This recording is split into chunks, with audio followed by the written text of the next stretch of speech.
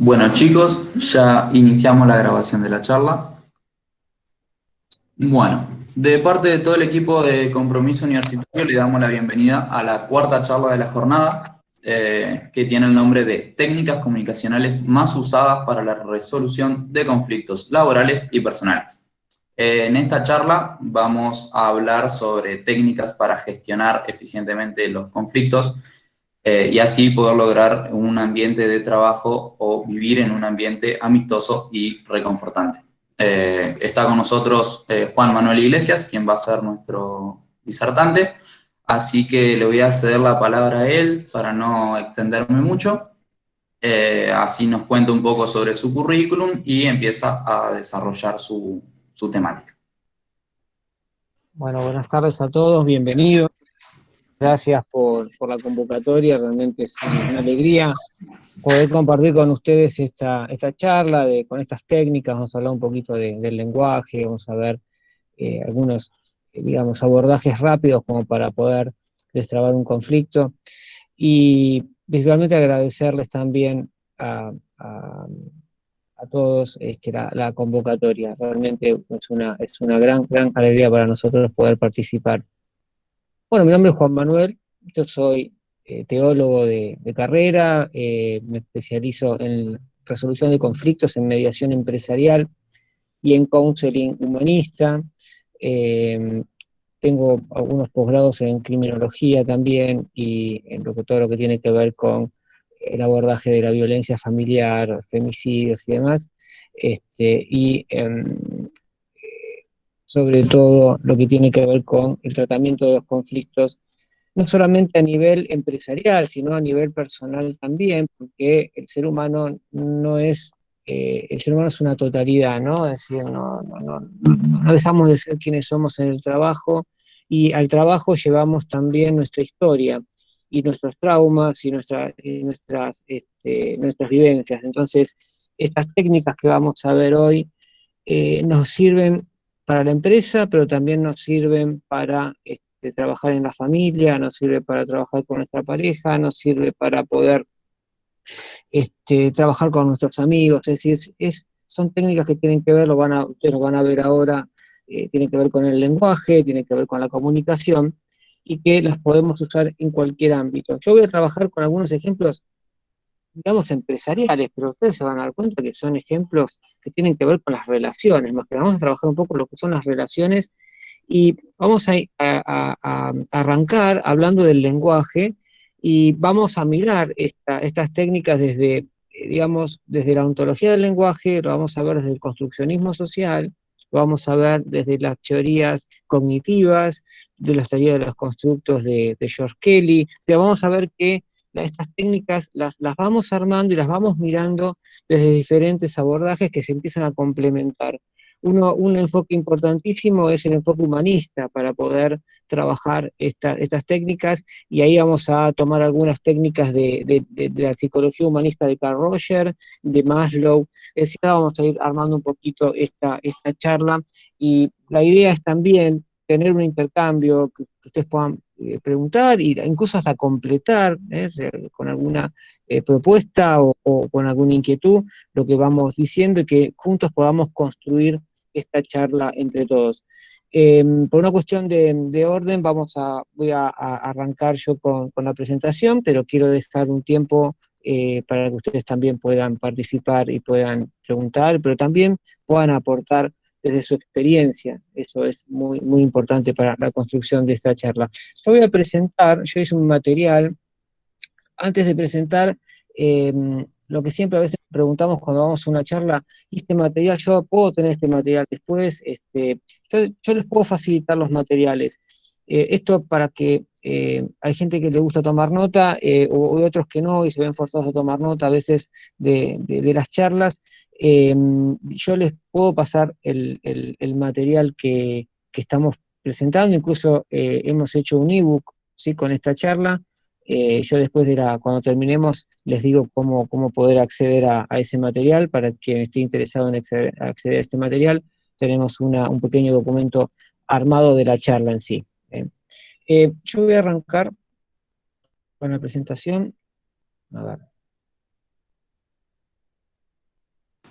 Siguiendo con lo que decía Juan Manuel, la charla esta está siendo grabada y a los asistentes se les va a enviar, así que si pones a disposición el material, se la podemos enviar nosotros a todos los asistentes. Así les queda todo Ah, completo. perfecto. Ah, bueno, Y- bueno, perfecto, Perfecto. perfecto. Y otra cosita, chicos, les recuerdo que tienen que poner la asistencia en el chat para emitir los certificados, ya que todas las charlas de compromiso virtual van con certificación académica. Y las consultas, chicos, las vamos a canalizar mediante el chat también, y yo se las voy a leer a Juan Manuel, así él les da una respuesta. Nosotros hoy vamos a hablar de las técnicas comunicacionales más usadas para la resolución de conflictos laborales y personales. Cuando hablamos ya de comunicación, cuando hablamos de interacción humana, estamos hablando de comunicación, ¿sí? Siempre es imposible resolver un conflicto si no utilizamos la comunicación. Y un poco lo que vamos a ver hoy es ver cómo articular una comunicación de forma tal de poder resolver o destrabar algún tipo de conflicto. Esto nosotros lo podemos usar en cualquier, o sea, no necesitamos que solamente lo haga recursos humanos esto, ¿no? Si bien recursos humanos muchas veces una empresa está preparada para hacer estos abordajes, o el psicólogo laboral, o el counselor a nivel empresarial, también lo podemos hacer desde nuestro sector, no importa que no cumplamos esa función dentro de la organización, porque van a ver que es una charla, que cuando alguien se acerca a nuestro escritorio y nos plantea un problema, cómo preguntar y qué tener en cuenta para poder, digamos, ayudar a esa persona a poder mirar desde otro lugar el conflicto. Eso es lo que vamos a tratar de estudiar o de trabajar en esta horita que tenemos de charla. Por lo pronto, lo primero que vamos a hacer es trabajar los principios, tres principios que tienen que ver con el construccionismo social o la ontología del lenguaje. Para así rápidamente, la ontología del lenguaje nos basamos en lo que es la filosofía de Heidegger y principalmente en la escuela de coaching ontológico latinoamericana, la de Rafael Echeverría. ¿Sí? Esto es de donde sacamos los técnicas, de donde sacamos los principios. Interpretamos, la acción genera el ser y vamos a hablar del individuo, la relación que hay entre individuo y sociedad. Estos son los tres elementos que tenemos que tener en cuenta. Lo primero que tenemos que pensar cuando vamos a plantear la comunicación, qué tipo de comunicación tenemos que tener para poder destrabar un conflicto. Yo voy a empezar siendo un poco teórico, después vamos a ir a la cuestión específicamente práctica. Eh, Primer principio, entonces, vamos a hablar de interpretación. Después vamos a hablar de la relación que hay entre lo que somos y lo que hacemos, y lo que hacemos y lo que somos. Eso es una especie de relación dialéctica. Y después vamos a hablar de la relación que hay entre el individuo y la sociedad. No sabemos cómo son las cosas o cómo las cosas son, solo sabemos cómo las observamos, cómo las interpretamos. Vivimos en un mundo interpretativo. Esto es importante. Yo voy a tratar de no extenderme mucho porque si no se me va a ir la hora solamente en este principio. Pero acá tenemos que el primer principio dice que en realidad el ser humano construye el mundo de acuerdo a los esquemas mentales que tiene incorporados para la construcción de ese mundo. Es decir, cuando nosotros hablamos de la realidad, contamos la realidad, la contamos desde un lugar determinado. Y esa narrativa, lo que vamos a trabajar nosotros es la narrativa, lo que las personas cuentan o nos cuentan que les está pasando. Esa narrativa en realidad no es una copia fiel de la realidad, sino que esa narrativa es una interpretación que las personas hacen de aquello que observan. Entonces, cuando alguien habla y nos cuenta algo, y vamos a ver que puede utilizar diferentes palabras, diferentes términos. Ahora vamos a ver un poquito de eso. Cuando alguien nos cuenta algo, no solo nos está dando información sobre aquello que le pasó, por ejemplo, el suceso, sino que nos da información de cómo es esa persona. Adelanto algo, por ejemplo, si solamente cuenta los aspectos negativos de una realidad, nos está diciendo algo de esa persona, ¿no? Nos está dando alguna información. Entonces, lo importante es esto, que no existe una mirada verdadera y una mirada, digamos, falsa, de forma objetiva, como lo busca por ahí la filosofía, sino que lo que las personas tienen es una interpretación de lo que les pasa, y esa interpretación está construida desde lo que son los esquemas mentales, ¿sí? Por ejemplo, en la empresa en la que yo trabajo, se produce una fusión con otra empresa. Supongamos tenemos una situación conflictiva porque es una situación de cambio Abruptos, que cuando dos empresas se fusionan, las personas empiezan a activar sus esquemas mentales y aparecen los famosos sesgos cognitivos. ¿Qué son los sesgos cognitivos? Son, digamos, pensamientos que las personas utilizan para afrontar esa situación. Entonces, ¿qué puede pasar? Bueno, si se fusionan dos empresas, puede aparecer lo que se llama el pensamiento catastrófico, ¿no? La persona piensa, me van a despedir, nos van a, vamos a perder el trabajo, o nos van a exigir más, o nos van a bajar el sueldo. Ese pensamiento se llama pensamiento catastrófico. Yo me adelanto a la situación para poder afrontar esa situación. Ahí estoy aplicando lo que se llama un constructo personal. El constructo personal puede ser, digamos, eh, que sea coherente con la realidad o que no sea coherente con la realidad. Yo puedo anticiparme y decir, me van a despedir, y no necesariamente, esto lo vamos a ver ahora, eso tenga que ver con la realidad. Pero es una forma de interpretar ese suceso. Es verdadero en tanto a la persona lo afecta eso. ¿eh? Para mí, por ejemplo, cuando aparece la fusión de empresas, podría constituir un problema que se deriva de mi miedo a que me despidan si es que reducen personal. Pero quizás para mi compañero signifique una oportunidad de ascenso. Sí, sobre una misma realidad hay dos miradas distintas. Es como si hubiera dos lenguajes distintos. Es decir, y ahí este es digamos, el epicentro de los conflictos, cuando hay dos miradas distintas sobre una misma realidad. ¿Cuál es mejor y peor? No hay ninguna mejor ni peor que otra, sino que son diferentes miradas, son diferentes formas de ver. Y eso tiene que ver de acuerdo a nuestra historia, de acuerdo a lo que aprendimos. Por ejemplo, si una persona viene de un contexto de maltrato, viene de un contexto de violencia, es muy factible que tenga pensamientos catastróficos sobre la realidad. O sea, se anticipe a la realidad a través de pensamientos catastróficos y como especie de predicciones, ¿no? Uy, esto seguramente me va a ir mal, me van a echar, me siento mal. Ahora vamos a ver que eso tiene que ver también los sentimientos con una forma de construir la realidad.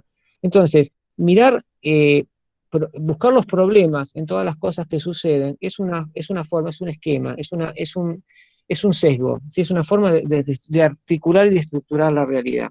Pero también puedo ver la realidad como una oportunidad. Si una persona que viene de un contexto con un apego seguro, por ejemplo, que viene de una situación donde fue apoyado, donde fue amado, donde fue incentivado, y pudo aprender que el contexto no siempre es nocivo, sino que el contexto muchas veces es un contexto de oportunidad, es muy factible que ante una situación de cambio, si bien le va a generar ansiedad y le va a generar miedo, lo vea como una oportunidad. Problema u oportunidad. Son dos palabras claves porque son las formas en que podemos ver los conflictos, ¿no? Cuando yo digo que un conflicto es un problema a resolver, estoy interpretando el conflicto como un problema a resolver. Cuando yo digo que es una oportunidad para mejorar, por ejemplo, también es una forma de encarar los conflictos.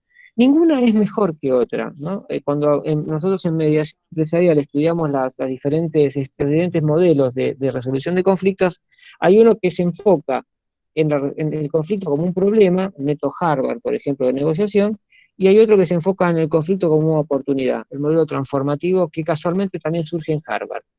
Entonces, son dos, digamos, miradas distintas de la realidad.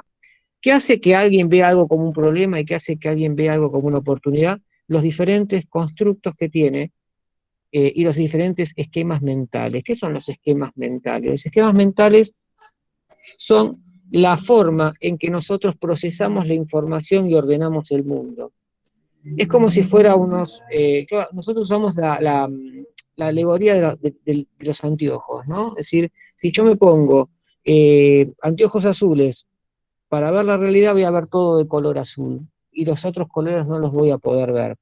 Eso es un sesgo cognitivo. Si solamente veo de acuerdo a cómo esos anteojos me permiten ver. Los esquemas mentales es lo mismo. De acuerdo a los esquemas mentales que yo tengo incorporado, de ahí, ¿cómo los incorporo? Y los incorporo por el aprendizaje en la familia, por lo que aprendo en la escuela, lo que puedo aprender en la iglesia, lo que puedo aprender en el club, lo que aprendo de chico, a través de mi experiencia.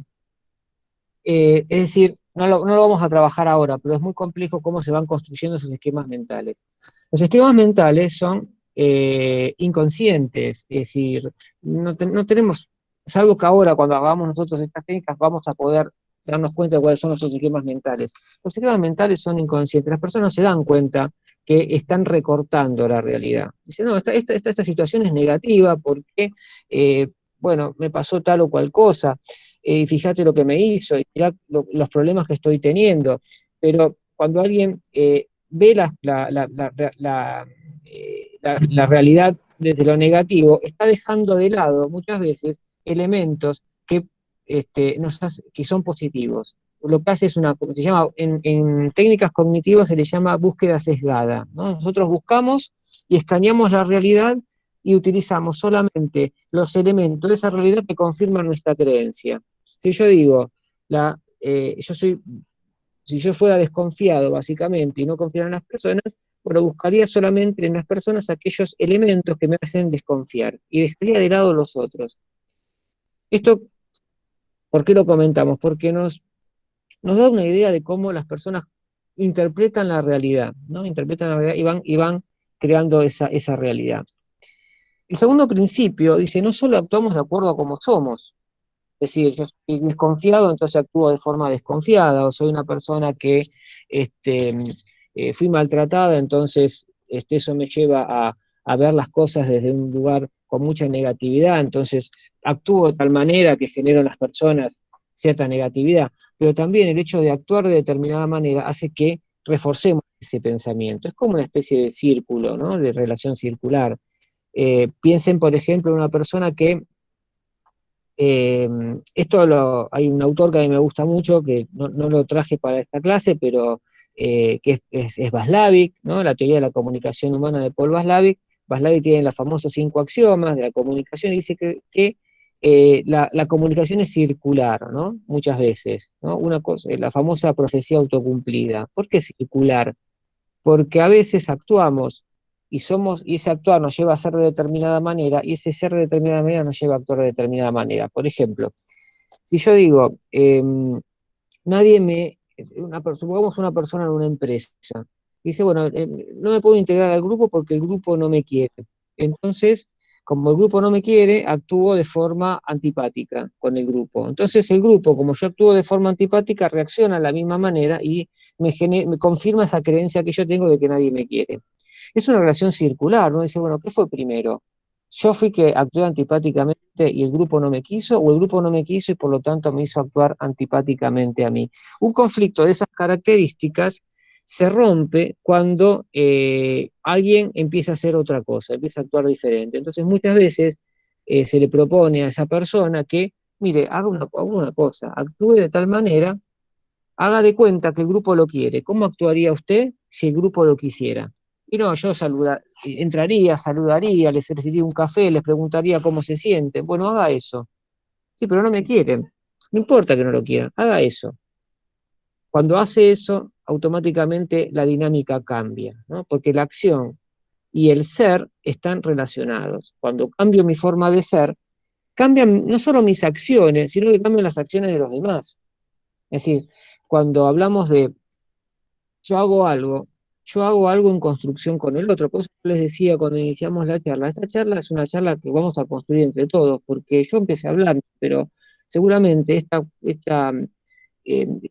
clase, esta charla se va a modificar a partir de las preguntas y de las intervenciones, le va a dar una dirección específica y única a la charla. Yo tengo planificado una charla, pero a partir de las intervenciones, la charla empieza a cambiar, empieza a tomar una identidad propia. El tercer principio dice que los individuos actúan de acuerdo a los sistemas sociales a los que pertenecen, pero a través de sus acciones, aunque condicionados por estos sistemas sociales, también pueden cambiar tales sistemas sociales.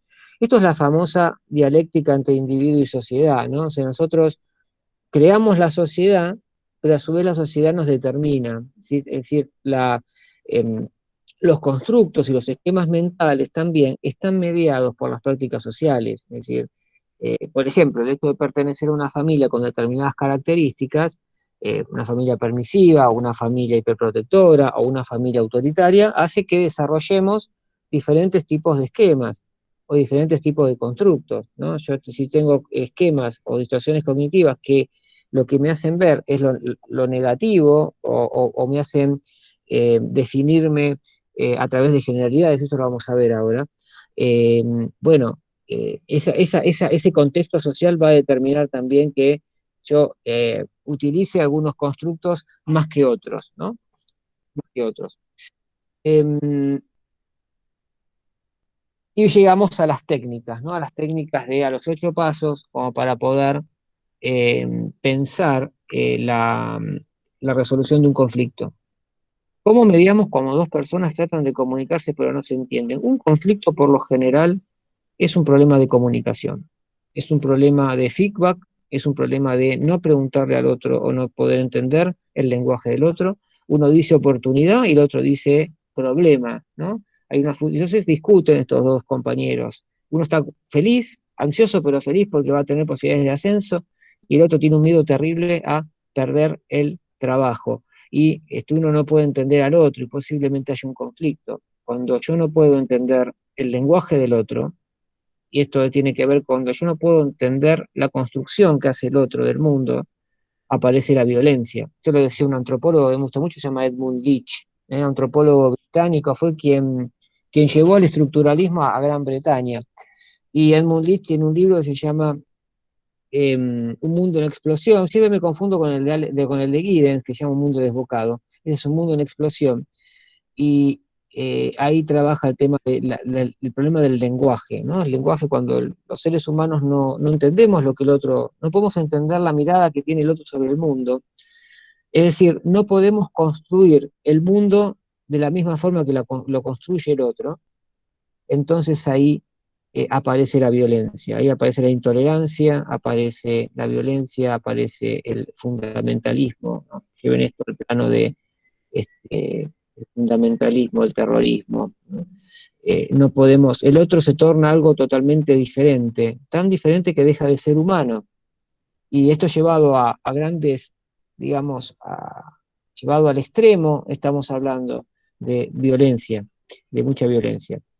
Entonces, siempre un problema de comunicación. Eh, los, la psicología humanista, la de Carl Roger y Abraham Maslow, nos hablan de, primero, un individuo como un todo y de una tendencia al ser humano a poder autorrealizarse, ¿no? A grandes rasgos es así, yo lo estoy simplificando mucho, pero tenemos una tendencia a autorrealizarnos, por lo tanto, tratamos de hacer lo mejor posible para poder solucionar los problemas. La solución las tiene la persona, siempre, porque hacemos lo mejor que podemos para poder resolver, ¿no? Una situación, resolver un conflicto. A veces no tenemos muchos elementos y utilizamos elementos que nos hacen daño, como la violencia, por ejemplo, pero siempre usamos lo mejor. Esto también lo desarrolla la Gestalt, ¿no? Con la ley de pregnancia, es decir, hacemos con lo que tenemos lo mejor que podemos. Y la idea es entonces enfocarnos en lo que esa persona trae y lo que esa persona tiene como potencial para poder, para que se pueda autorrealizar y se pueda entender mejor. Por eso vamos a usar como primer paso algunas técnicas que desarrolla Carl Roger con su mirada humanista, ¿sí? De la psicología humanista. Lo primero que tenemos que hacer es escuchar activamente, ¿sí? Ser empáticos. Esto es lo más difícil del mundo, me parece a mí. A mí me cuesta muchísimo escuchar activamente porque estoy acostumbrado a dar clase, ¿no? Y en Argentina damos clase muy directiva todavía, entonces nos cuesta mucho escuchar activamente. Por lo menos yo desde el rol docente me cuesta mucho. Y ser empático. Si ser empático significa poder construir el mundo como lo construye el otro. Qué difícil que es construir el mundo como lo construye el otro, porque el otro lo construye de forma distinta. Ser empáticos no es estar de acuerdo con alguien. Yo puedo ser empático con un terrorista y no necesariamente esté de acuerdo con ese terrorista. Los negociadores de crisis del FBI y también negociadores de la Unión Europea y negociadores acá en Argentina empatizan con el delincuente. Lo primero que hacen para poder establecer un vínculo de escucha, y empatizan con estas mismas técnicas. Estas técnicas que vamos a ver ahora, que todavía no las puse, estas no son, pero estas sí, es el inicio, pero hay técnicas concretas, se usan en negociación, en crisis, para la toma de rehenes. Por ejemplo, se puede negociar con Al-Qaeda, con o con el Estado Islámico, y la usan para eso los norteamericanos. Em, bueno, ser empáticos implica escuchar las distintas narrativas. Lo único que tenemos que escuchar, la persona llega hacia nosotros, lo único que tenemos que hacer es escucharlos. ¿Qué nos están diciendo? ¿No? Eh, Escuchar las narrativas. Acuérdense, cuando decimos narrativa, estamos diciendo, vemos cómo se está construyendo ese conflicto. Discriminar con qué lentes ve la realidad cada una de las personas. Puse lentes para no poner esquemas mentales, pero es como, ¿qué hay, no? Que ahí podemos ver quizás cómo está mirando, cómo ve la realidad, ¿no? La ve todo negativo, este, hace juicios morales todo el tiempo, es muy emocional, confunde el sentimiento con los hechos, porque como se siente mal piensa que las cosas están mal. Bueno, ¿con qué lente? Esto lo vamos a ir viendo ahora en las técnicas que vienen. Tener en cuenta las distorsiones cognitivas. Si estas distorsiones cognitivas son, por ejemplo, el pensamiento catastrófico, eh, el pensamiento, la lectura de mente, por ejemplo. Ah, seguramente esta persona está de estar pensando que yo se lo hice a propósito. Entonces, ¿no? Y uno se va haciendo esa especie de autoguión o de conversación privada, y va actuando en consecuencia de esa conversación privada. Y muchas veces el otro no entiende por qué me puse mal y me fui dando un portazo, y es porque me estoy dando manija, ¿no? Con la conversación privada y nos pasa a todos esto, ¿no? Es una distorsión cognitiva. No ver lo positivo, o sea, solamente buscar aquellos elementos que confirman mi mirada. Eso también es una distorsión cognitiva que podemos ver cuando escuchamos la narrativa. Y siempre escuchar la narrativa sin juzgar, sin interrumpir y sin interpretar. No, no, ¿sabes lo que te está pasando a vos seguramente? Es que vos no podés superar la muerte de tu hermano, porque en realidad eso es interpretar, es tirarle al otro una interpretación, no interpretar, simplemente escuchar. Ahora vamos a ver que hay técnicas como para darle la sensación a la persona que nos está hablando de que estamos escuchando realmente y que no estamos interrumpiendo. Y todo esto tiene que ver con ponerse los lentes de esa persona para ver la realidad, es decir, poder ver por qué esa persona está construyendo desde ese lugar, ¿no? ¿Cómo me puedo poner en el lugar? Eso es lo más difícil de todo, de poder ponerse en el lugar del otro. Por ejemplo, si mis esquemas negativos, si mis lentes funcionan como filtros negativos que me hacen ver exclusivamente lo negativo de la realidad, solo veré lo negativo, ¿sí? Por ejemplo, a través del pensamiento catastrófico, eso yo se los decía hace un rato, seguro me van a despedir, porque cuando se fusionen dijeron que iban a recortar personal. A lo mejor lo dijeron eso. Él solamente tomó esa parte, y van a recortar personal, me van a echar, uy, es terrible, ya estoy despedido, ¿no? Ya estoy afuera. Y voy a actuar en consecuencia. Esto no lo preparé para dar hora, pero voy a actuar en consecuencia de eso. Y seguramente, como la comunicación es circular, como voy a actuar en consecuencia, me voy a predisponer a eso. Pero no veo lo positivo. También dijeron que iba a posibilidades de capacitación y ascenso para los que quisieran mejorar. Entonces, una visión, una mirada realista de la situación implica ver lo negativo e implica ver lo positivo. Los conflictos están estructurados cuando las personas ven solamente una parte, es lo negativo. Me van a despedir, porque van a recortar personal, sí, pero también dijeron que si te capacitas, podés mejorar y mejorar tu sueldo. ¿Cuál es más verdadera? Las dos son verdaderas. Sin embargo, como yo tengo un esquema mental, todo esquema mental es dicotómico, ¿no? Todo esquema mental implica, este, si veo lo negativo, en contraposición a lo positivo. Entonces, solamente aplico lo negativo y solamente busco aquellas evidencias que validan mi creencia. Mi creencia es que me van a despedir, entonces solamente dijeron que iban a recortar personal. Entonces, si yo estuviera hablando con esa persona, tendría que ver y preguntarle si no dijeron otra cosa aparte de eso.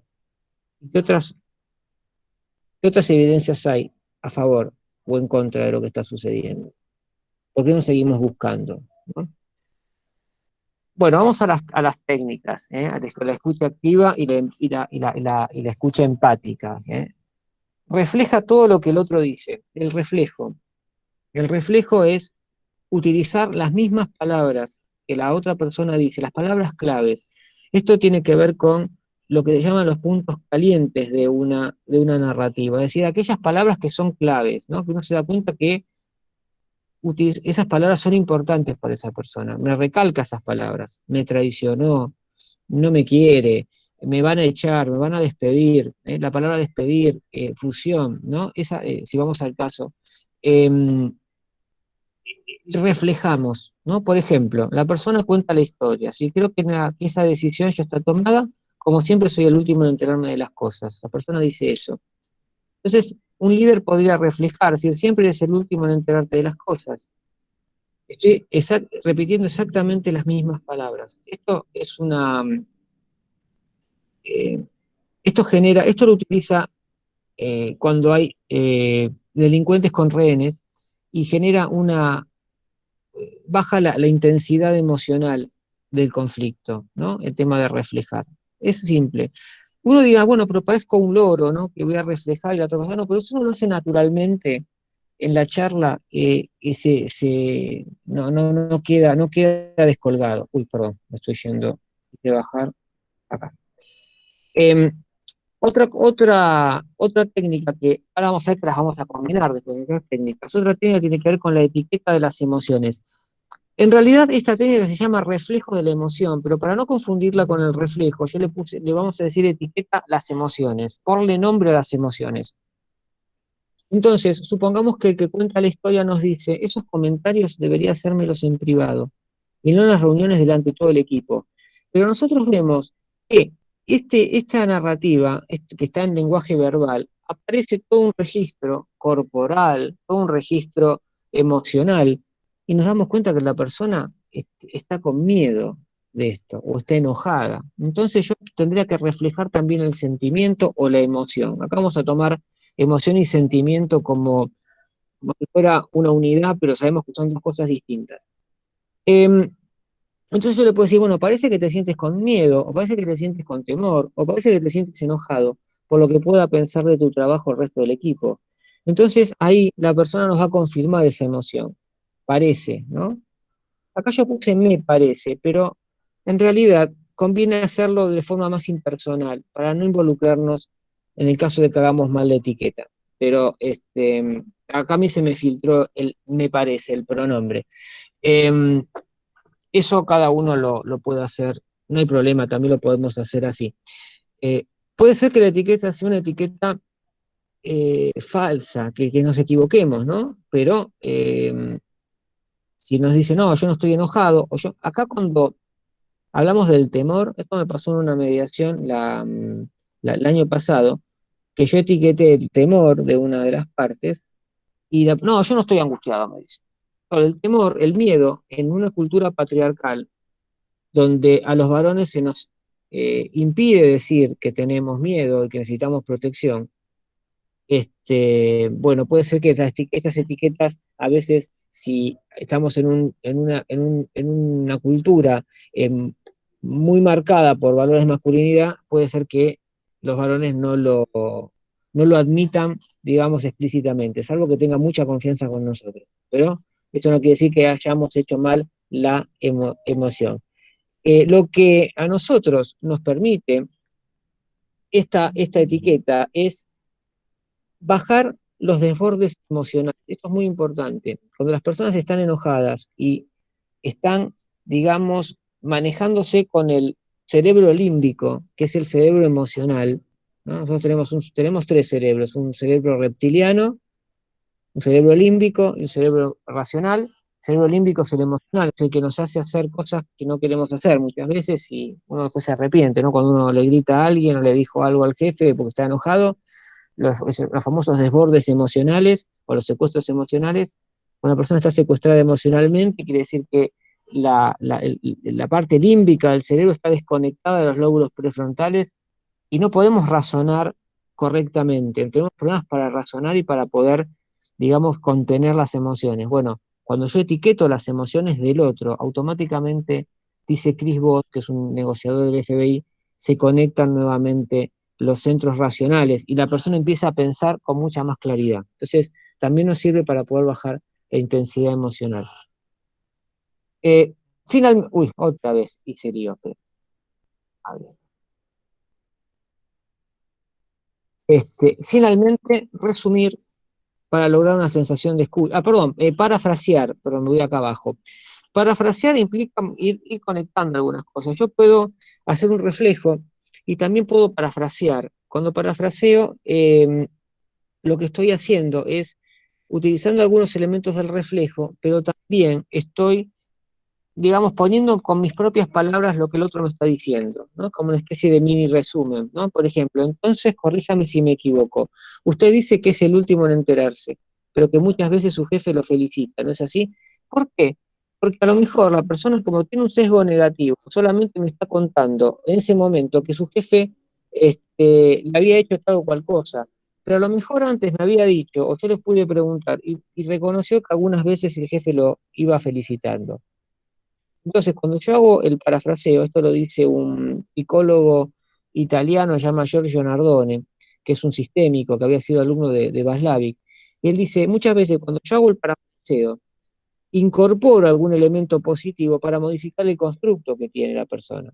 Porque la persona viene diciendo solamente lo negativo. Pero como anteriormente me habló algo del gesto, yo pude entrever, entre líneas, leer eso, yo no puedo poner una paráfrasis, sí, pero está bien. Pero muchas veces te felicito, ¿no es así? Sí, tenés razón, claro, la otra vez. Entonces ahí voy modificando la narrativa. Esto se usa mucho también en la mediación transformativa, el modelo transformativo utiliza mucho esto de, bueno, le voy incorporando cosas sin alterar la esencia de la narrativa original, porque si no estoy, y sin poner interpretaciones, no hagamos paráfrasis con interpretaciones. Sí, por ahí incorporar algún elemento que esta persona nos dijo en algún momento. Y la paráfrasis más la etiqueta podría constituir lo que se llama un buen resumen, ¿no? Cuando yo hago una paráfrasis y lo conecto con las emociones para, para poder, digamos, ir completando e ir generando esa relación empática que yo necesito con la persona y ayudarla a que se siga expresando y a que se pueda ir escuchando y que pueda ir viendo cómo, cómo está percibiendo esa realidad. Entonces, corríjame si me equivoco. Usted se siente angustiado, etiqueta, ¿sí? Preocupado, porque dice que es el último en enterarse, porque su jefe le hace esos comentarios en público cuando usted, bueno, acá dice de esto, usted preferiría que se los hiciera en privado. ¿Es así? Fíjense que cuando nosotros hacemos el resumen, la narrativa no es la misma, es mucho más ordenada, hay más información, empiezan a aparecer un montón de cosas que están ocultas en la narrativa, y lo que queremos buscar son cuáles son las verdaderas necesidades de esta persona, porque es ahí donde está, el conflicto surge también porque hay necesidades insatisfechas. Eh, ¿Cómo estoy con el tiempo? A ver, creo que andamos bien. Ayuda a la persona a que pueda diferenciar entre eventos, pensamientos y sentimientos. Ese es el paso 2. Si una cosa es lo que pensamos y lo que sentimos, y otra cosa es lo que realmente está sucediendo. Ustedes van a ver que los pasos ahora empiezan a conectarse y parecería que repetimos pasos, pero estamos, digamos, profundizando, porque recién empezamos con la empatía, con la escucha activa. Seguimos, no dejamos de ser empáticos, no dejamos de escuchar activamente y empezamos a profundizar y a ordenar un poquito la narrativa. Pensamientos, eventos y sentimientos. Por ejemplo, tenemos que poder separar lo que es un pensamiento de lo que realmente está ocurriendo, ¿sí? Ahora podemos saber que vamos a profundizar ese pensamiento, saber, entender qué es lo que la persona piensa y qué es lo que está ocurriendo. Entonces yo podría preguntar, ¿qué es lo que está ocurriendo? Esto es una pregunta que usa mucho el coaching empresarial. ¿Qué está ocurriendo? ¿Qué pasa? ¿Qué sucede? Primeramente, a ver qué pasa. Después vamos a ver que vamos a separar cada vez más. Vamos a aislar el objeto, ¿sí? ¿Qué es lo que está sucediendo? ¿Qué ocurre? ¿Qué pensamientos le surge cuando me cuenta esto? Bueno, mire, se están fusionando las empresas, ¿no? ¿Y qué piensa usted cuando... Uy, yo pienso que me van a despedir. Entonces, una cosa es la fusión de empresas y otra cosa es el pensamiento me van a despedir. Lenguaje racional y digital, pensamiento. Aquí estamos hablando de la razón. ¿Qué significan para usted esos pensamientos? ¿Cómo los interpreta? Pienso que me van a despedir. ¿Y qué significa? Y significa que me voy a quedar sin trabajo. Y ahí está ya cuando hablamos de la interpretación de los esquemas, estamos penetrando cada vez más en lo más profundo. Lo que queremos llegar es al verdadero supuesto subyacente, al supuesto que está, digamos, por detrás de toda esta preocupación. Hay una persona que está preocupada porque piensa que lo van a despedir. La idea es llegar al fondo de eso, ¿no? Porque ahí está el verdadero problema.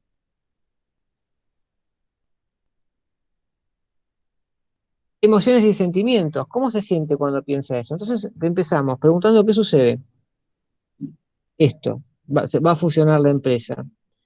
Eh, ¿Qué pienso? ¿Que me van a despedir? ¿Cómo interpreto eso? Bueno, me voy a quedar sin trabajo, me voy a sentir un fracasado, bueno, lo que fuera. ¿Qué emociones y sentimientos? Me siento mal, tengo miedo, tengo, no sé, empiezo a temblar, ¿no? ¿Qué sensaciones corporales tiene? El cuerpo muchas veces nos da señales muy interesantes con el lenguaje no verbal o el lenguaje analógico. ¿Qué sensaciones tengo? Bueno, tiemblo, me agarra fiebre, empiezo a tener frío. ¿Qué dice su cuerpo? ¿No? ¿Qué dice su cuerpo? Bueno, aparecen gestos, microgestos, ¿no? Ahí tenemos todo una batería de información, ¿no? Por ejemplo, yo pienso que la fusión de estas dos empresas es un problema, porque veo solo lo negativo, acuérdense, venimos del ejemplo anterior, donde se veía solamente lo negativo. Me pondré triste o enojado o tendré miedo, una emoción, que tiene que ver, la emoción surge de la forma en que yo tengo de ver el problema. Por ahora vamos a decir que eso, que como yo veo las cosas negativas, eso me genera una emoción determinada.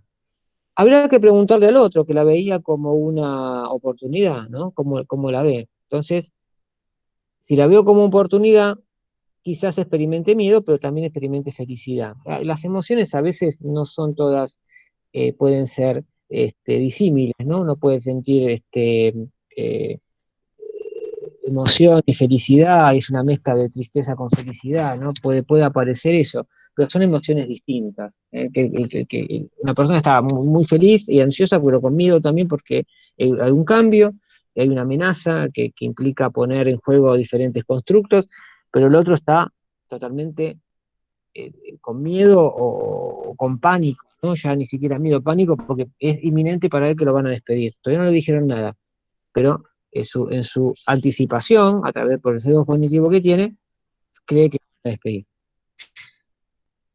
Paso 3. Hay que profundizar un poco más los pensamientos de los hechos, es decir, vamos separando, ya hicimos una pequeña, hicimos en superficie un primer abordaje, ahora seguimos separando los pensamientos por un lado y los hechos por el otro, ¿no? ¿Alguna vez comprobó que sus pensamientos sobre determinadas situaciones eran incorrectos? Esta es una pregunta muy interesante, porque permite romper con ese sesgo cognitivo, ¿no? Me van a despedir. Yo no lo sé todavía si me van a despedir. Yo lo doy, ¿qué pasa? La persona cuando dice me van a despedir, lo da como un hecho y piensa, y ese pensamiento se convierte en su realidad. Pero la realidad y el pensamiento son dos cosas distintas. Entonces yo veo que cada vez que yo pensé que me iban a despedir en otras situaciones era incorrecto, o a veces fue incorrecto y a veces fue correcto, rompe un poco con digamos, con la fuerza que tiene ese pensamiento.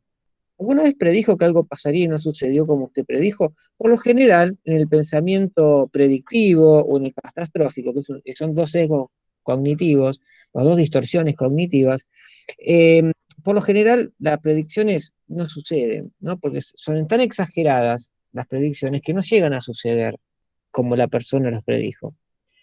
Después vamos a ver qué pasa si se cumplen. Acá lo que estamos viendo es que son pensamientos, por lo tanto son miradas que pueden ser verdaderas o falsas, pueden ocurrir como no pueden ocurrir, pero no es la realidad. La persona está viviendo esa situación como si fuera la realidad. No es la realidad, es lo que a mí me parece. A lo mejor se cumple, pero no es la realidad todavía. Y nosotros pensemos algo no significa que esté ocurriendo, ¿sí? Esto es que hay que terminar de separarlo, ¿no? Yo acá les puse algunos ejemplos, retomando el caso de la fusión de empresas, que yo piense que me van a despedir o siempre soy el último en enterarme, significa que no me que significa que no me respetan, no necesariamente sucede en la realidad. Porque a lo mejor cuando le preguntamos al grupo, no, pero nosotros no es que no lo respetamos, no es que no le queremos enterar. Bueno, sucedió, pero no es nuestra intención, ¿no? Entonces, las personas muchas veces piensan algo y lo toman como que fuera la realidad y actúan en consecuencia. Pensamiento, lectura de mente, por ejemplo. No, seguramente no me saludó porque seguramente, claro, como me van a despedir, no me saludó porque si me saluda, entonces seguramente ya debe tener...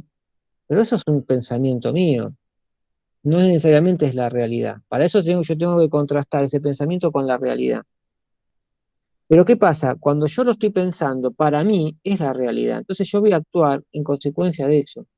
Entonces, muchas veces las actitudes de las personas, que a veces no las entendemos, ¿por qué? Porque hay que entender primero el pensamiento de esa persona para poder entender por qué reacciona de determinada manera. Pero si no le estamos diciendo nada, ¿por qué reacciona así? Bueno, yo lo estoy tomando hoy desde el punto de vista racional. Hay toda digamos, una cuestión emocional que no estamos trabajando hoy. Quizás eso por ahí para otra charla lo podemos hacer, pero no estoy trabajando lo emocional específicamente. Lo estoy trabajando desde lo racional. La persona piensa de determinada manera y actúa de determinada manera. También muchas veces las emociones hacen que actuemos de determinada manera. No lo vamos a ver hoy, porque no tenemos tiempo, pero es mucho más complejo. Los juicios sobre o la evaluación que yo hago de esa realidad no es la realidad, es una evaluación de esa realidad. Por eso iniciamos la charla diciendo, pertenecemos a mundos interpretativos, creamos la realidad a través de la interpretación. Esto es lo bueno, que a través de, si es una interpretación y es una construcción, podemos mirarlas desde otro lado y podemos deconstruir eso y construir otra cosa. Eh, Ya sabemos qué es lo que siente y qué es lo que piensa, ¿sí? Me siento enojado, pienso que me van a despedir. Ahora definamos y profundicemos los pensamientos y las emociones. El paso 4, hablamos un poco de estas emociones, ¿no? Siguiendo el ejemplo de la fusión de las dos empresas, la persona podría pensar, me van a despedir, me siento triste, soy un fracasado. Acá aparece otro esquema mental, ¿no? El hecho de definirme de acuerdo a, o sea, de generalizar eh, una situación, ¿no? Es decir, fíjense cómo vamos profundizando, porque cuando vamos preguntando nos damos cuenta que detrás de toda esa preocupación está la definición que da esa persona de sí mismo de que es un fracasado. Eh, Esto se llama generalización, también es un sesgo cognitivo, porque ahora vamos a ver que cuando alguien dice soy un fracasado, uno podría decir, bueno, pero ¿qué definición de fracasado tú estás manejando? ¿Cómo definirías fracasado? Porque eh, el hecho de que me despidan de un trabajo no implica que yo sea un fracasado, ¿no? Me pueden despedir del trabajo y puedo tener éxito en un montón de otras áreas. Entonces, cuando se le pregunta, aparte del trabajo, ¿usted en qué otras áreas ha sido exitoso? Bueno, tengo un título universitario, tengo una buena familia, mi pareja me quiere, mis hijos me respetan. Ah, bueno, entonces el hecho de perder un trabajo no lo hace un fracasado, ¿no? Entonces, cuando vamos preguntando, la persona va, otra vez, va incorporando evidencia que antes no incorporaba, porque como tiene una mirada sesgada, solamente va a tomar aquellas situaciones en donde confirman la definición de fracasado. Me van a despedir, sí, pero no tuvo en cuenta todos los éxitos que estuvo en otro lado. Entonces podemos preguntar, ¿cómo sabemos si alguien es un fracasado o exitoso? ¿Qué acciones concretas? Entonces, cuando da esas acciones concretas, la persona se da cuenta que no basta con que me despidan del trabajo para ser un fracasado. Que ser fracasado es una generalización que yo hago de forma arbitraria. ¿Cómo definiría aquello que le está molestando? ¿No? ¿Qué podemos observar de la realidad que pueda ejemplificar lo que se está diciendo? ¿Sí? Por ejemplo, todas las personas que son despedidas del trabajo son fracasados. No, todas no, porque entonces tenemos un montón de ejemplos de personas exitosas que han sido despedidas alguna vez del trabajo, ¿no? Sí, y uno podría tomar un ejemplo, ¿no? Eh, Steve Jobs, por ejemplo, ¿no? Lo echaron de la empresa que él había creado. Y uno puede decir, es una persona exitosa, de hecho daba conferencias y muy buenas.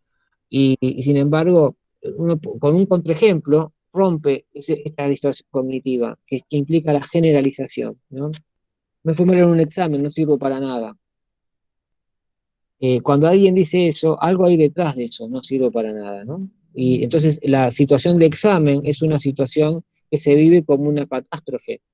Entonces ahí uno pregunta, bueno, ahora vamos a ver lo que es el descenso vertical, y cuando vamos preguntando y repreguntando podemos llegar al verdadero miedo, a la verdadera necesidad. Seguimos siempre definiendo y ordenando un poquito estos pensamientos.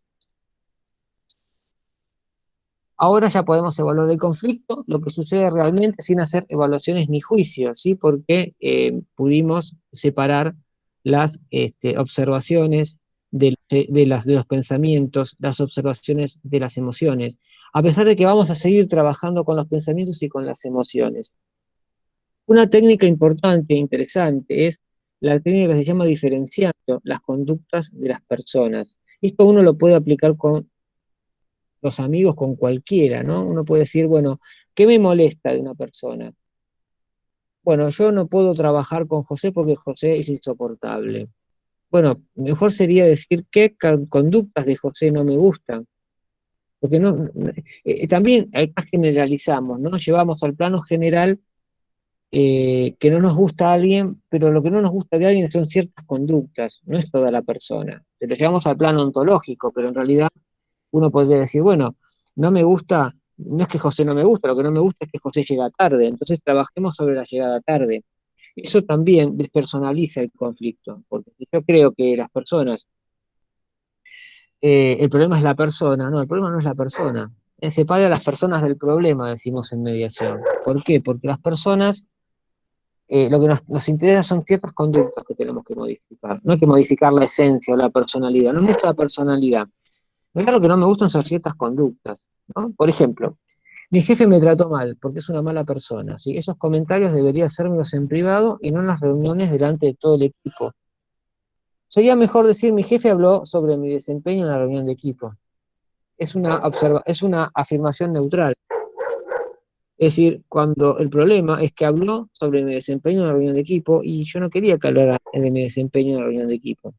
Pero cuando yo digo mi jefe me trata mal, es una mala persona, es decir, que es una mala persona es un juicio que yo hago sobre el otro, ¿no? Otra cosa es decir puntualmente, cuando alguien dice, no importa, quizás sea una mala persona, sí o no, pero el problema no es tanto eso, el problema es que tenemos que hacer que las personas, no expresarse en términos de juicio, se expresen en términos de observaciones. Bueno, pero ¿qué es lo que te molesta de esta persona? Bueno, a mí me molesta de esta persona que llega tarde o que habla cosas que no tendría que hablar con el equipo. Entonces, lo que vamos a terminar es cómo pedirle a ese jefe que no diga cosas en el equipo, en la reunión de equipo, porque yo me siento, tengo una necesidad que me siento intimidado cuando lo dice. Pero lo que hacemos es separar las observaciones de los juicios, ¿no? De los juicios morales. Esto lo vamos haciendo paulatinamente a medida que vamos avanzando. Pero también tenemos que diferenciar la conducta de las personas de nosotros mismos también, ¿no? Por ejemplo, me van a despedir, me siento triste, soy un fracasado. Eh, es también sacar el juicio, ¿no? ¿Cuál es el problema? El problema es que me siento triste porque me van a despedir. Después vamos a llegar a la conclusión de que me siento triste, no porque me van a despedir, me siento triste porque no voy a poder sobrevivir y no voy a poder alimentarme. Esa es la tristeza. No el despido o la fusión, ahora vamos a ver después eso. Entonces, soy un fracasado. Cuando la persona dice eso, hay que separar a la persona del problema. El tema es el despido, pero el despido no implica eso no es suficiente como para definir a alguien. Alguien no se define por lo que le pasa. No es como si nosotros definiéramos a las personas porque cuando son víctimas de maltrato, cuando son víctimas de un abuso, por ejemplo, eso no nos define como personas. Hay mucho más que nos define como personas, ¿no? La persona es algo mucho más rico que un solo hecho que lo defina como tal. Cuando trabajamos en violencia familiar con la recuperación de hombres violentos, le decimos a las personas que se están recuperando, no los define la violencia a ustedes. Ustedes son mucho más que eso. Tienen un potencial. O sea, son personas, toda persona es una persona maravillosa y no lo define una sola cosa. Entonces, ¿ha hecho algunas cosas en su vida buenas o bien en su vida? Sí, hice muchas, ¿no? Hagan una lista de esas cosas que hizo bien en su vida. Entonces, ¿es un fracasado porque lo van a despedir? Que lo vayan a despedir es algo que lo preocupa mucho, sí, perfecto. Pero eso, entonces, sacamos la etiqueta, ¿no? Etiqueta que nos ponemos nosotros, ¿no? Generalizando. ¿Coincide realmente su evaluación con su pensamiento de ser un fracasado como persona o más bien concuerda con la idea de que... Ay, perdón, bueno, voy a correr acá. Perdón, me fui acá. No por tocar, me pasan esas cosas. Eh, ahí está. Con la idea de que solo cometió algunos errores, ¿sí? Eh, Hay otra técnica que yo no la puse, que es la del doble estándar también. Doble estándar es, ¿usted aplica el mismo estándar a otras personas? ¿Usted considera, si viene un amigo y le dice que lo despidieron, ¿usted piensa que es un fracasado? No, quizás, o sí, depende, pero muchas veces aplicamos un doble estándar para nosotros y diferente a los otros, ¿no? El doble estándar se basa en el principio del imperativo categórico del filósofo Immanuel Kant, ¿no? Eh, lo que yo utilizo para mí tiene que también poder utilizarse para el resto de las personas. Entonces, si yo me evalúo como fracasado, tengo que evaluar a todos los que despidieron alguna vez como fracasados.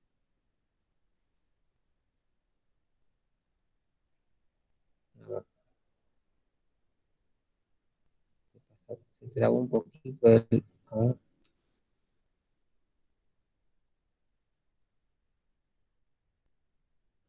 ahí está. Me había trabado un poquito ahí está. Um, Otra cosa interesante es separar los hechos de los sentimientos y expresar los sentimientos y las emociones. Eh, por ejemplo, eh, la persona cuenta una historia, ¿no? Creo que esa decisión ya está tomada, y como siempre soy el último en enterarme de las cosas. El líder pregunta sobre los sentimientos al que escucha, ¿qué sentiste en ese momento? Es importante poder nombrar las emociones, pero nombrarlas verdaderamente, ¿no? Por ejemplo, cuando le preguntamos, ¿qué sentiste cuando te pasó eso? Y me sentí ignorado. Cuando alguien dice me sentí ignorado, no es una emoción, porque el que ignora es el otro. Entonces, cuando a veces aparecen estas expresiones, están escondiendo emociones. Yo tengo que poder, digamos, hacer que la persona hable de aquella emoción que está experimentando. Ya estuvimos trabajando antes un poco las emociones, pero empezamos a profundizar este tema de las emociones. Me sentí ignorado. Entonces tendríamos que hacer un reflejo, ¿no? Eh, Noto que cuando dice me sentí ignorado, parece sentir algo profundo, ciertas emociones. Intenta focalizarte en esta situación. ¿Qué representa o simboliza eso que te preocupa? Cuando pensás que sos ignorado, ¿qué sentís? Y me siento enojado, me siento triste. Ahí está la emoción. Cuando alguien dice me siento decepcionado, uno piensa que está hablando de las emociones porque uno le pone la emoción. Ah, si está decepcionado debe estar triste, pero puede estar enojado también, o puede tener miedo. Entonces, siempre tenemos que apelar a que la persona hable de las emociones y en ese sentido de las 7 emociones básicas, ¿no? Dejamos un poquito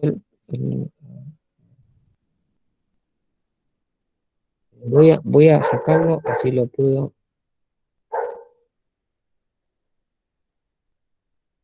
Ahí está. ¿Cómo sabemos lo que la persona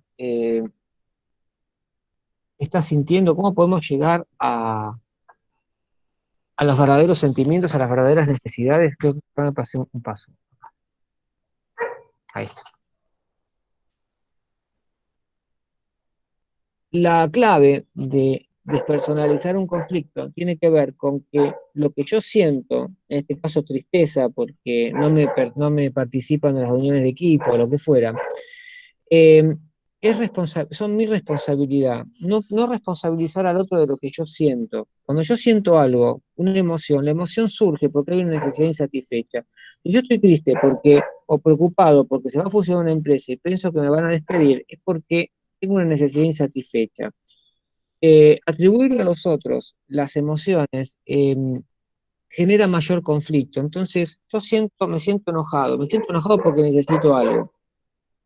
Entonces, eso hace que los demás no se tengan que responsabilizar, ni nosotros tengamos que responsabilizarnos de lo que está sintiendo el otro, porque a veces pasa que nos responsabilizamos de lo que está sintiendo el otro y queremos hacer algo para poder ayudarlo, ¿no? Queremos compensarlo. Bueno, y ahí es cuando perdemos la empatía y cuando perdemos la escucha activa. Nos dice algo y yo le tengo que decir algo porque lo tengo que ayudar y algo le tengo que decir. Y ahí es cuando uno mete la pata, porque en realidad cuando nos cuentan algo, muchas veces lo que tenemos que hacer es escuchar. La persona no quiere que le resolvamos en ese momento el problema. Cuando hay una necesidad insatisfecha, hay una emoción. Entonces, una persona que está enojada es porque necesita algo. Si yo llego a esa necesidad a través de las emociones, voy a poder resolver el conflicto, voy a poder trabajar el conflicto. Por ejemplo, aparece la técnica del descenso vertical. Esto es una técnica que usan los cognitivistas. El líder comienza el descenso vertical, ¿no? Por ejemplo, empecemos acá. El líder puede ir preguntando sobre los pensamientos y emociones que van surgiendo para ir indagando en las creencias más profundas y así llegar a las necesidades. Lo que yo tengo que llegar es a los supuestos subyacentes y a las necesidades que están conectadas con el supuesto. Porque si a mí me preocupa algo, si eso me preocupa es por algo que me está preocupando. El líder hace un resumen. Si usted dice que es el último en enterarse de las cosas y que cree que eso se debe a que quieren ignorarlo, y eso hace que usted sienta enojo por la situación, ¿no? Entonces, ¿cómo es este descenso vertical? ¿No? Esto surge del descenso vertical. Por ejemplo, el líder comienza el descenso vertical. Supongamos que su pensamiento es verdadero. Vamos a suponer que es ignorado la persona. No sabemos si es verdadero o es falso, pero vamos a dar por sentado que es el verdadero. Realmente lo están ignorando. ¿Por qué le molesta sentirse ignorado? ¿Qué le hace sentir ese sentirse ignorado? La persona responde mucho enojo. El líder vuelve a preguntar, ¿qué significa para usted ser ignorado? ¿Por qué es eso importante? ¿Qué pasa por qué es importante no ser ignorado? Preguntamos también con el contrario. Porque me gustaría sentir que pertenezco a un grupo y que me respetan. Ahí está la necesidad. Ahí llego a lo más importante. Vamos a ver que después con la fusión de la empresa también puedo hacer lo mismo. Necesito sentirme que pertenezco a un grupo. Estoy enojado porque necesito pertenecer a un grupo y no puedo pertenecer. Entonces, la emoción tiene que ver con esa necesidad. Ahí empezamos, y ahí sí podemos resolverlo. Esta persona necesita satisfacer su necesidad de pertenencia, que es una de las necesidades que aparecen en la teoría de Maslow, por ejemplo, ¿no? La famosa pirámide de Maslow de las necesidades. El líder puede hacer un resumen, o ese resumen era una de las primeras técnicas que vimos, donde incluye la necesidad insatisfecha. Entonces podríamos decir que usted necesita satisfacer su necesidad de pertenecer a un grupo, sentirse acompañado, y esa necesidad no está satisfecha, y eso lo enoja mucho. Así es. Hemos llegado al núcleo del conflicto. Fíjense que despersonalizamos totalmente el conflicto, porque estamos trabajando con la persona. Bueno, vamos a hacer algo para que, si yo soy el gerente o soy el de recursos humanos, bueno, vamos a hacer algo para poder integrar a esta persona y que esta persona sienta que pertenece, ¿no? Vamos al ejemplo de las empresas. Dice, siguiendo el ejemplo de la función de empresas, si mis anteojos negativos construyen un pensamiento fatalista, esto es el sesgo cognitivo, seguro me van a despedir, ese pensamiento me hará sentir miedo, tristeza o enojo, ¿sí? Pero la causa de esas emociones no es la fusión de empresas, sino la necesidad de sobrevivir económicamente, la necesidad que se interrumpe ante el riesgo de perder el trabajo. La persona está enojada porque tiene miedo a no poder sobrevivir, y hay otra de las necesidades, son las necesidades básicas, fisiológicas, de las que habla Maslow también, ¿no? La pirámide de necesidades. Por eso es importante tener en cuenta la categoría de necesidades también, ¿no? La necesidad es la necesidad de sobrevivir, es muy fuerte. Las personas se ponen muy mal y pueden actuar violentamente cuando su vida y su alimentación corren peligro. Entonces, generan conflictos de mucha intensidad emocional porque se activan todos los centros emocionales que tienen que ver con preservar la seguridad, la amígdala sobre todo, que es la que gestiona el miedo, y eso hace que estos conflictos puedan ser muy fuertes, ¿sí? De mucha intensidad emocional.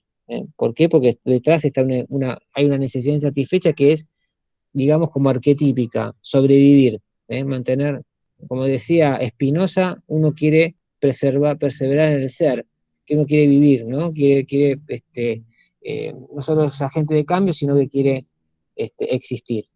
Entonces ahí puede haber un conflicto fuerte, que no es la fusión. Si no tuviera esta necesidad insatisfecha o este miedo a perder, a no satisfacer esta necesidad, no me preocuparía la fusión de la empresa. Bueno, y ya estamos terminando porque siempre está yendo también el tiempo y quiero que también poder preguntar. La idea es hacer una petición, entonces, teniendo en cuenta estos pasos. Me voy a saltear un poquito esto, porque así ya dejo espacio a las preguntas. ¿Cómo es la petición?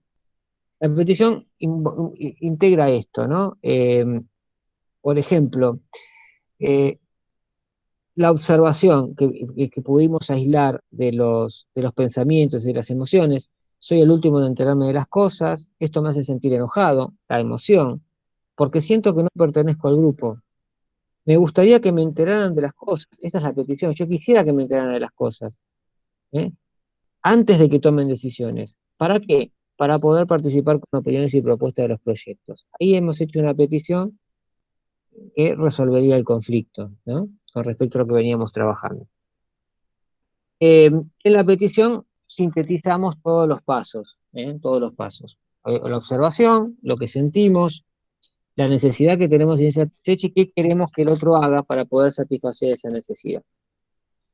Bueno, ahí con esto, mira, espero no haberme pasado mucho del tiempo. A ver si voy a dejar de presentar. No, Voy a no, ir Juan, acá. estamos perfectos con el tiempo Muy todavía. bien, ¿no? No, yo siempre quiero ser prudente con eso porque sé que hay No otros hay problema, no horarios hay y otras problema. presentaciones. Tenemos ¿No? el tiempo necesario para que te puedas explayar bien. Bueno, genial. Bueno, sí, ahora si quieren eh, comentarios, preguntas, discrepancias, es abierto que ustedes quieran manifestar. Eh,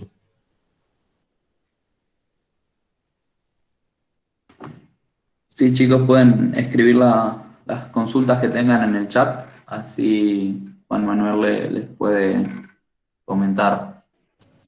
No sé si les quedó alguna duda.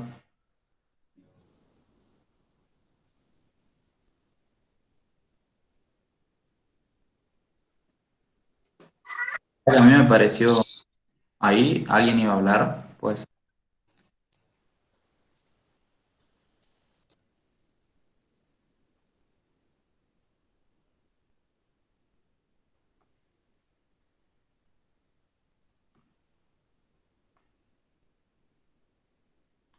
Karen Ledesma, ¿tenés la manito levantada? ¿Puede ser que querías hacer un comentario o algo?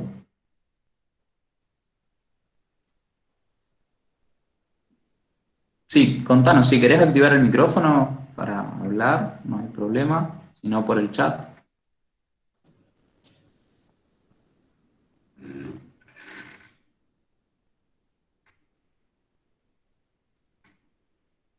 Bueno, en el chat nos ponen que cómo pueden tener el material que dijo al principio.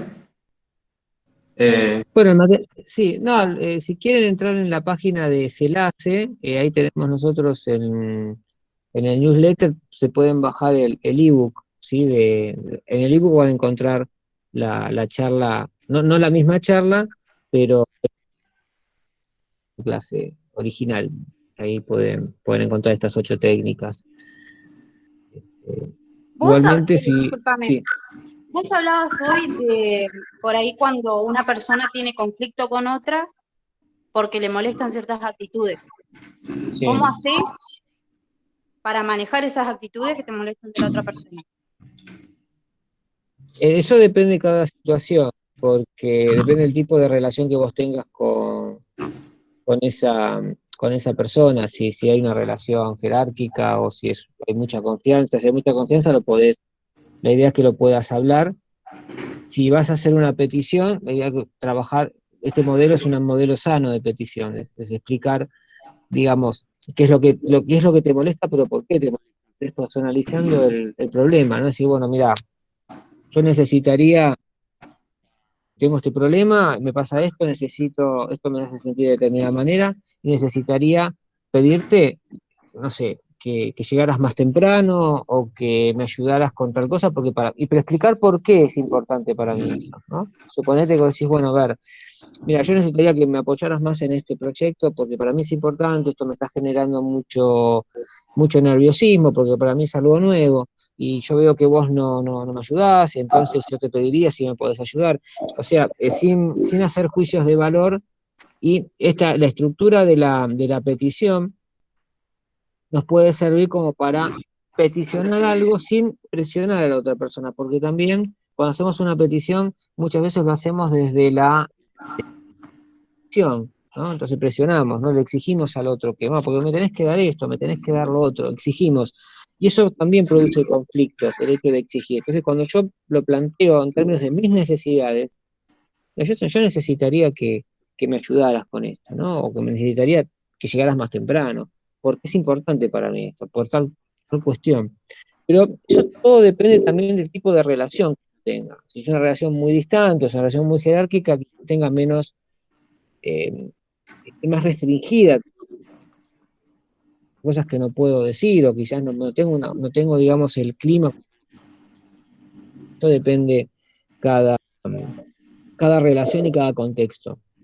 Y por ejemplo, si estamos en un contexto donde no hay feedback, es muy difícil a veces, porque las personas no están acostumbradas a que uno haga una petición de ese tipo.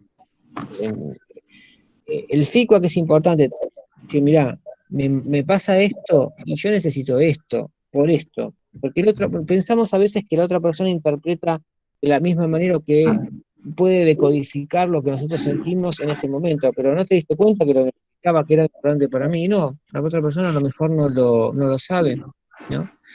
Hay que también, esto es en violencia, cuando trabajamos con personas que ejercen violencia, es un problema de la violencia, es este. Piensa que la pareja va a interpretar lo que les está pasando. Y este modelo de Rosenberg es un modelo que se utiliza en violencia familiar.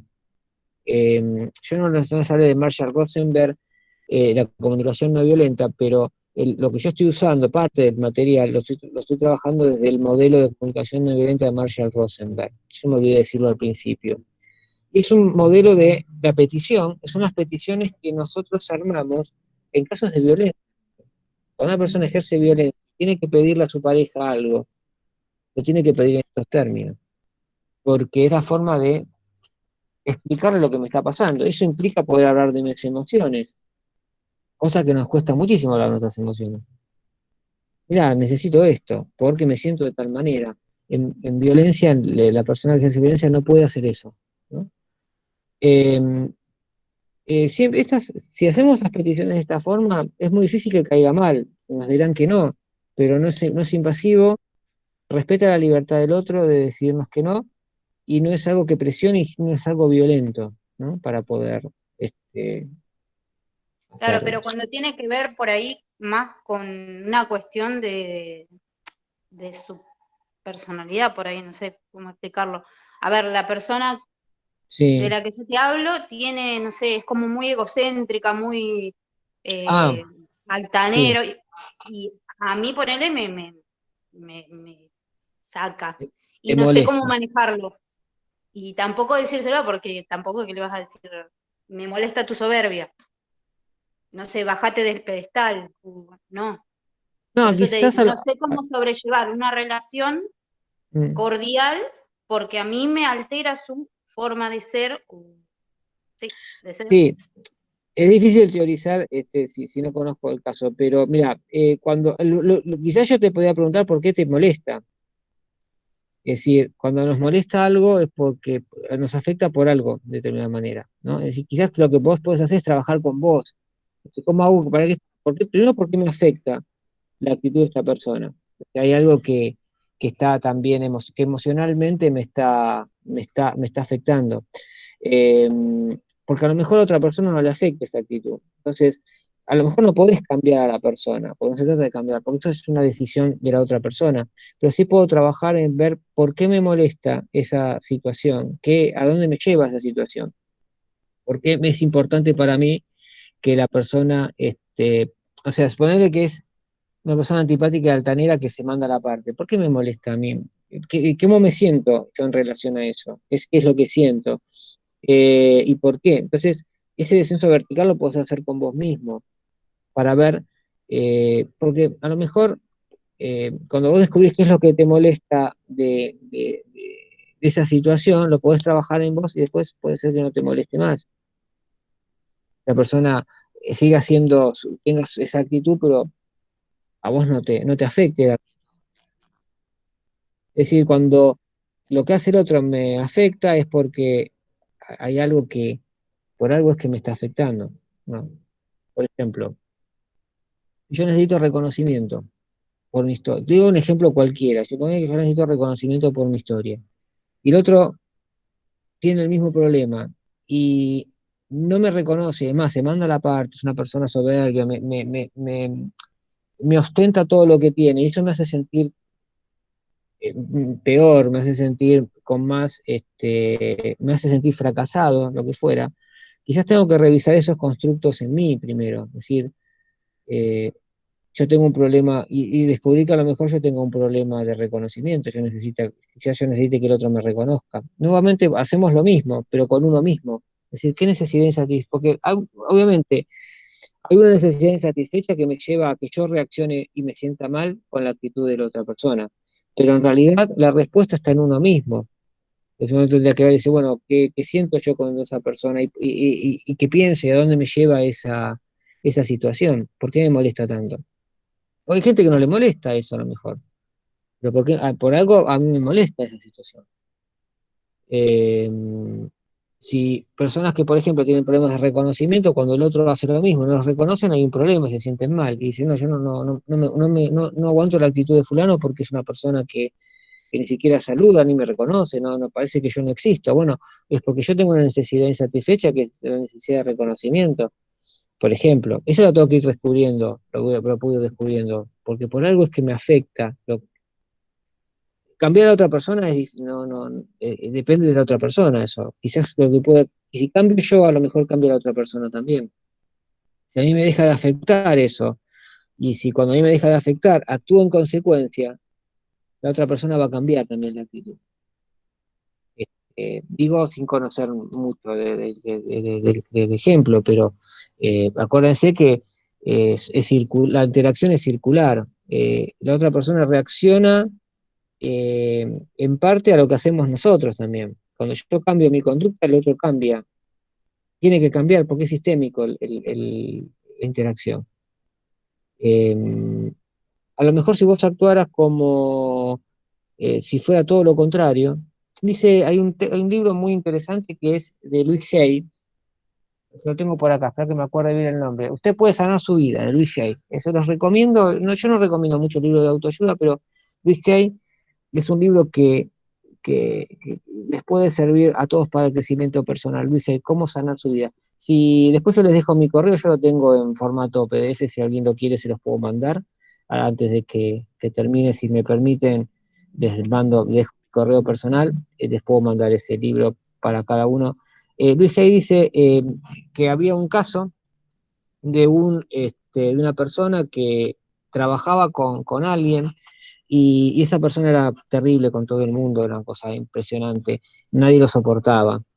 Y dice, esta persona empezó a cambiar su mirada sobre esa persona que ejercía violencia, digamos, con todos, y empezó a tratar de ver en esa persona la las cuestiones positivas, verlo como una oportunidad, ¿no? Es decir, yo veo todo ser humano tiene algo maravilloso, eso es un principio hasta teológico, si se quieren, yo vengo de la teología. Todos tenemos algo maravilloso que nos hace ser seres humanos. Yo me puedo enfocar con eso, a pesar de que soy una persona insoportable, y lo trato desde ese lugar, la persona cambia. Esto está el testimonio en el libro de Luis Hay, después si los quieren, si los pasos, ustedes se los pueden leer, de un paciente de ella. Entonces, eso es muy difícil, ¿no? Es ver a alguien que es insoportable verlo desde otro lugar, con otros ojos, de verlo como, si yo lo pudiera ver como una persona maravillosa, y si es avaro lo puedo ver como una persona generosa y lo trato desde ese lugar, este, veamos qué pasa. A lo mejor la persona cambia, porque la interacción es una construcción, es una co-construcción. Es muy difícil, ojo, a mí me cuesta muchísimo, yo no lo digo desde yo lo hago y a mí me sale fantástico, no, es muy difícil hacerlo, a mí me cuesta muchísimo, yo a veces tengo empleadores también o que me pagan tarde o que a veces de mentalizarme, a veces lo logro, a veces no lo logro, pero trabajar en nosotros mismos es lo mejor para que eh, quizás dando otro feedback a la persona con nosotros sea distinta. ¿Qué decía el caso? Decía que esa persona terminó siendo con esta persona diferente y después terminó maltratando a los otros también, no es que cambió. Pero, ¿por qué? Porque, dice Luis, que nos conectamos con la parte de esa persona, que es la parte, digamos, que nosotros con la cual nos queremos conectar. Entonces, es interesante, ¿no? Más allá de que uno le puede gustar o no el enfoque, pero es un enfoque muy interesante que sigue un poquito todo este lineamiento que venimos dando de técnicas, ¿no? Como usted puede sanar su vida. Es un texto que tiene desde el año 86, así que no es nada nuevo. Eh, los pasos, ¿eh? Después de que les dejo, ¿puedo dejar mi correo? ¿Sí? Sí, sí, sí, no hay problema, así que Seguro, tengo en el chat, no así los les quiero queda a todos los comprometer. chicos. Más que nada porque este lo tengo yo, les puedo pasar bueno, les dejo. Perfecto. Lo Sí. dejo acá, Juan. Y te Mientras, pregunto otra, gracias por la Sí. respuesta. Cuando a vos te toca, digamos, en el trabajo, mediar, digamos, en un conflicto donde una de las personas, ponele, eh, es depresiva, ¿cómo haces? Porque vos decís que empezás a ahondar en, Sí. en- en- en lo que le pasa y después, no sé, terminás descubriendo que es depresivo. ¿Cómo haces para ayudarlo? Porque, digamos, no es una sola cosa que le afecte, sino vienen terminando siendo un montón para Bueno, que termine, digamos, mejorando, sí, digamos, tanto en un ámbito de trabajo como en su vida. sí, hay que ver de dónde viene esa depresión, ¿no? Si es crónica. Estas son técnicas que obviamente nosotros no aplicamos a casos clínicos, pero muchas de las depresiones tienen que ver mucho con de cómo construimos la realidad también. Habría que ver cómo, cuando vos empezás a trabajar eh, los diferentes constructos que esta persona tiene sobre la realidad, si no cambia esa depresión, ¿no? Salvo si estamos ante cuestiones más clínicas y más, bueno, este abordaje sirve también, pero ya lo llevamos a un plano más de una terapia cognitiva que no son estas técnicas. O sea, yo trabajé acá muy rápidamente. Hay que ver, la depresión puede ser por muchas razones, pueden ser las personas que ven todo negativo también es depresiva, se deprime porque piensa de una forma determinada. Cuando yo logro pensar de otra forma, a lo mejor no me deprimo tanto, ¿no? Porque si yo considero que, por ejemplo, tengo pensamiento catastrófico todo el tiempo, si eh, hago lectura de mente negativa de todo el mundo, bueno, obviamente voy a estar en un estado de, pero si empiezo a ver evidencias que antes no podía ver, porque las evidencias, cuando trabajamos con evidencias, digo, bueno, a ver, busquemos evidencias a favor y en contra de lo que usted está diciendo. Aparecen evidencias, o hacemos una búsqueda que no sea limitada, una búsqueda total de las variables que tenemos. Y entonces empiezan a aparecer un montón de oportunidades que no veía, entonces a lo mejor esa depresión se modifica o no, depende del cuadro, de por qué sea la depresión, hay que ver hay que ver cada caso, si hay Claro, mi maltrato, pregunta es, digamos, vos que te toca mediar en el problema con esa, o sea, vos ponele, Mm. descubrís que esa persona es depresiva, ¿cómo actuás? ¿Lo derivás directamente con un profesional Sí, si vos ves que es o vos claro, para mí, tratás de ayudarlo a resolver? no, si Esa vos, era, digamos, como la pregunta. si vos ves que hay una situación compleja, que la persona no reacciona, sí lo podés derivar, sí.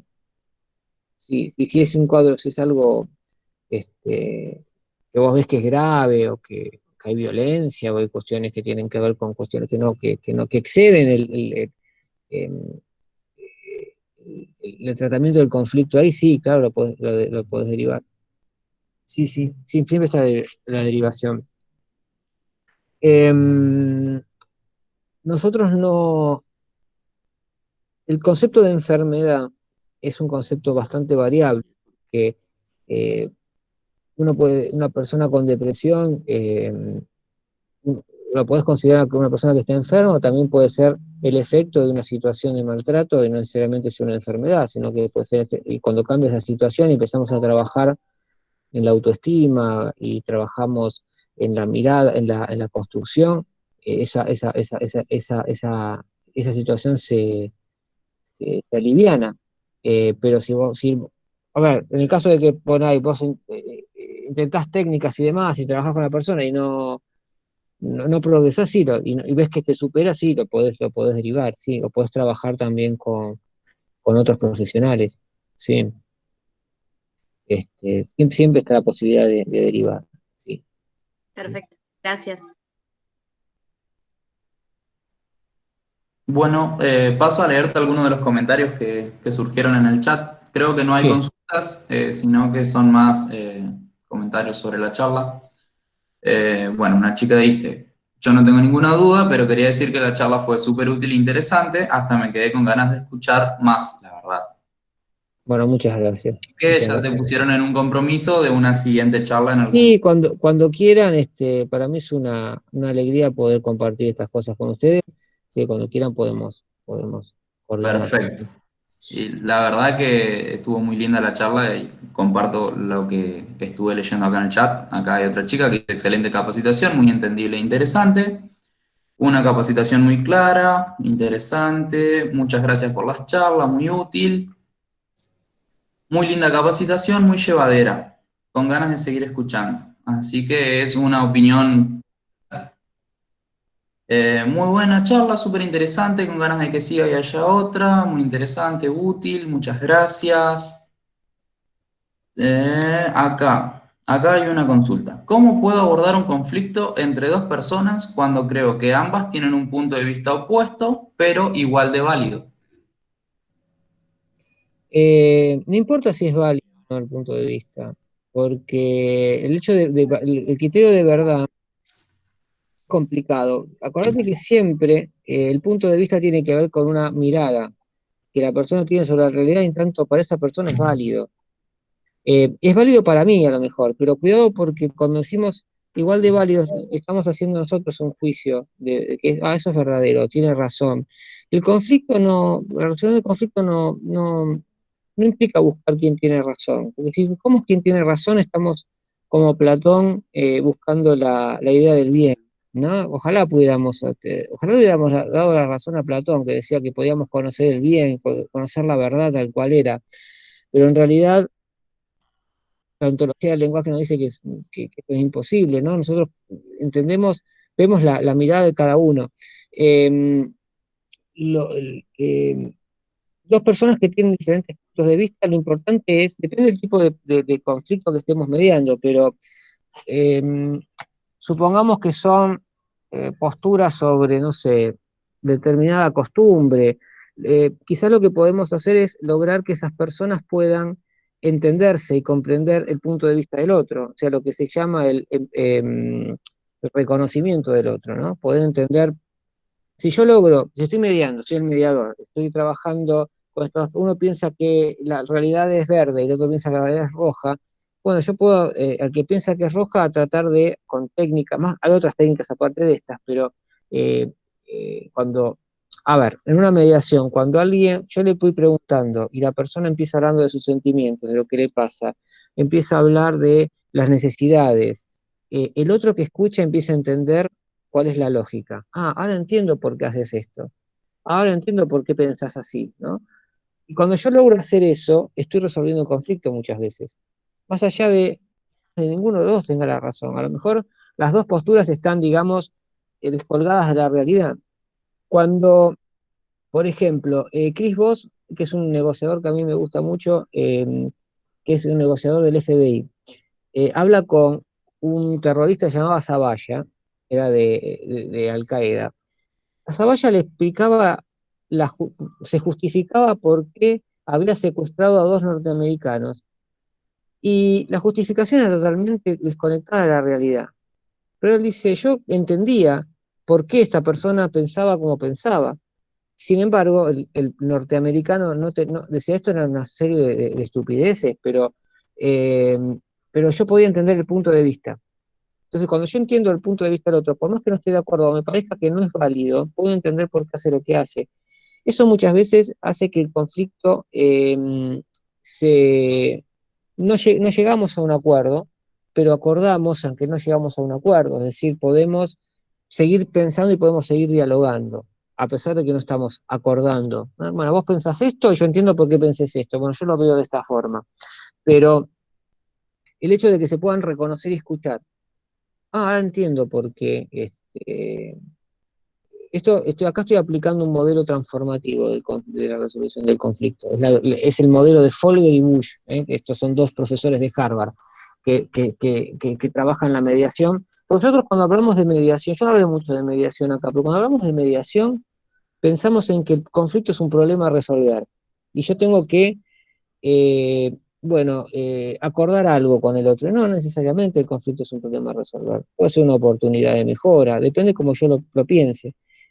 Pero si tienen puntos de vista opuestos, bueno, el hecho de que se reconozcan y entiendan lo opuesto del otro hace que muchas veces ese conflicto pueda resolverse. Además, cuando es un conflicto de relación, por ejemplo, a lo mejor no se ponen de acuerdo. Yo siempre pongo el mismo ejemplo: dos ingenieros que no se ponen de acuerdo dónde construir un puente, y el problema no es el puente, el problema es que no se llevan bien.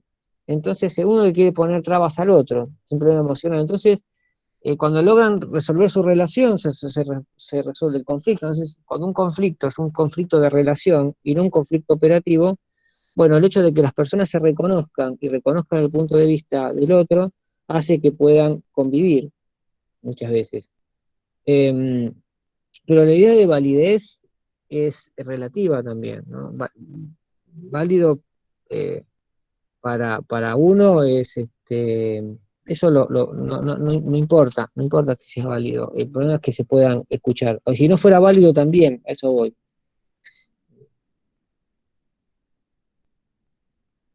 Perfecto. Bueno, esos eran todos los mensajes que teníamos en el chat. Así Bárbaro. que bueno, agradecerte por tu tiempo, también agradecerle a todos los chicos que se pudieron sumar. Agradecerles a ustedes también porque, bueno, fue un intercambio muy, muy lindo. Me llevo un montón de cosas para ir pensando también, ¿no? Porque, como les decía al principio, construimos entre todos la charla. Así que bueno, muchas gracias por los aportes también, por las preguntas, bueno, por los comentarios también. Para mí es muy importante el feedback que tengo de ustedes, ¿no? Si no, mal haría hablar de comunicación si no me importara el feedback que puedo tener de todos ustedes. La verdad que sí, muy, muy lindo los aportes que hicieron todos los chicos con sus consultas. También quería agradecerle a todos los chicos de Compromiso Universitario que están detrás con toda la organización, tomando asistencia y todas esas cuestiones. Así que bueno, mil gracias a todos. La verdad que es un gusto poder estar acá al frente. Y bueno, vamos a tener que ir organizando una nueva charla en los próximos meses. Esperemos que sea igual de beneficiosa que esta. Y nada, nada más. Recordarle a los chicos, si no pusieron la asistencia en el chat, así les podemos dar sus certificados. Y además invitarlos a las charlas que continúan de este ciclo de charlas virtuales. Mañana tenemos una charla sobre turismo oscuro, si hay algún estudiante de turismo que le puede llegar a interesar. El jueves tenemos infodemia y bibliotecas. Y el viernes tenemos una introducción a la coordinación de turística internacional y al mundo de los agentes de viaje. Así que bueno, muchas gracias a todos y nos despedimos hasta la próxima. Bueno, muchas gracias, les mando un saludo, sí, y pueden mandarme el mail los que necesiten pedirme libros y demás, yo después les paso el libro de Luis, y si necesitan algún otro material también, me lo pueden pedir, no hay problema. Perfecto, además les recuerdo a los chicos que la charla está grabada, así que a todos los asistentes se les va a enviar. Bueno, Buenísimo. bueno, muchas gracias a todos, que tengan una linda semana, y bueno, nos reencontramos. Igualmente. Gracias. Hasta luego. Chao. Chao, nos vemos.